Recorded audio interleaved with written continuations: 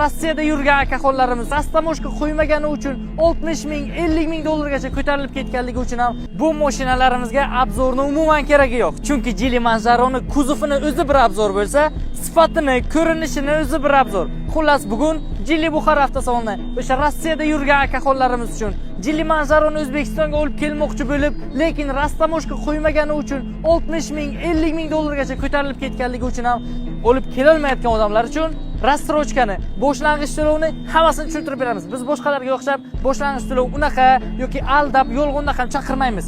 Qarang, Geely Manzaro boshlang'ich to'lov atiga 25% to'lov qilganingizdan keyin mashinamiz rassrochkaga eng muhimi yillik foizini 0% chiqarib beramiz. Mashinamizni ustiga bir chin ham qo'shmaymiz. Qolgan narxni o'zi shunchaki bo'lib beraverasiz.